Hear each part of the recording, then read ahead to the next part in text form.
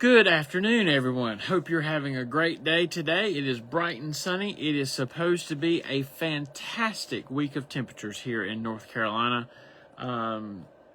even down into the mid-50s one night later this week. And for that, we certainly give God great thanks because it appears that fall is on the way. I believe I recommended to you all a while back this book, American Midnight, The Great War, Violent Peace, and Democracy's Forgotten Crisis by Adam Hochschild. It was a great book. I recommend you reading it. But there was a fact that I learned in this book that ever since I read it, it has troubled me, and I thought I would share it with you. I meant to share it with you last Thursday, but got sidelined with some other things. And so it got moved to today. And we all know the story of World War I's end. It ended on November the 11th at 11 o'clock in the morning. That's when the ceasefire was announced. The thing about it is, and something that I did not necessarily know, was that the word went out at 5 o'clock that morning that everything was done. Like the paperwork had been signed. There was not going to be any more fighting to do. And so you would think that at 5 o'clock, between 11 o'clock, there would be no fighting. But it appears that some on the particularly Allied side decide to go ahead and fight for land that, because of the terms of the armistice, the Germans were going to have to give up anyway. And I want to pay particular attention to the 92nd Division of the 2nd Army of the United States Marines. Of the United States Army. Because, remember, at 5 o'clock the word went out, we don't need to fight this. We don't need to fight anymore. It's over. Come 11 o'clock, it's over.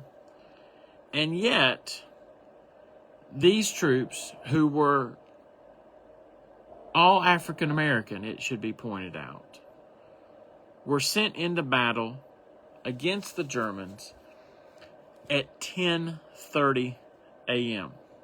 10:30 a.m.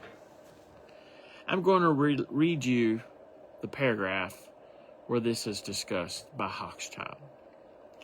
On November 11th, the 92nd Division officially recorded 17 deaths and 302 wounded or missing on this day.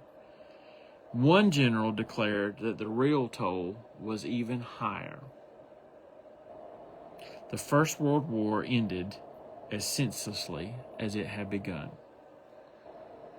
10:30, 30 minutes before the armistice is complete, these black soldiers are sent to die for land that at 11 o'clock becomes theirs.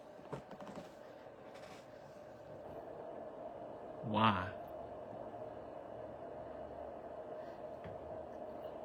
Hochschild makes the argument that it was in part due to some racism on behalf of higher-ups in the 2nd Army. I don't know that, although I believe his argument to be quite cogent. I just, though, on the most basic of ways, ask myself, why does this fight have to fight?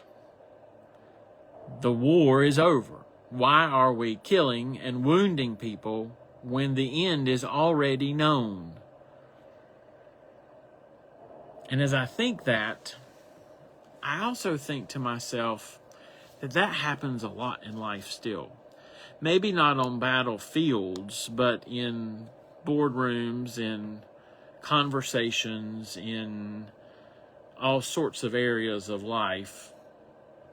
We fight fights that we have no business fighting anymore because it's clear the fight is done. And we have an untold number of people hurt in the process. See, for all of those families where there were killed and there were wounded on just the American side. There were not just soldiers, there were families, there were wives, there were daughters, there were sons, there were mothers, there were fathers, there were brothers, there were sisters. There were people who were supposed to go back home and work and supply for family, and now they're orphans.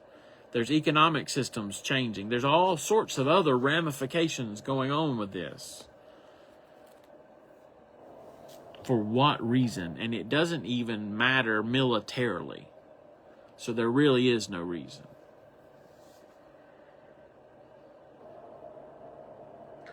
Beloved, let me ask you a question today. Are you fighting a fight that is already done? And if so, why are you fighting it? And will you go ahead and just declare peace before all the other collateral damage comes into play? I know that's difficult for us to do sometimes, but it is nevertheless something that we must do. And we must call out others when they are fighting fights, because our society is one that loves to fight fights, given our political climate, if nothing else. Can we declare peace today? Scripture tells us that as far as possible, be at peace with one another. You know what, beloved? There's a lot of possible to get to peace.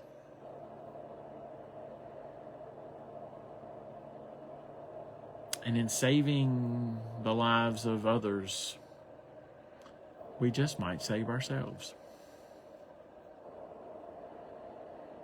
And we live at peace, by the way, through abounding grace. And I'll leave that with you now. Let grace abound to you. I'll see you again later this week. Until then, take care. God bless.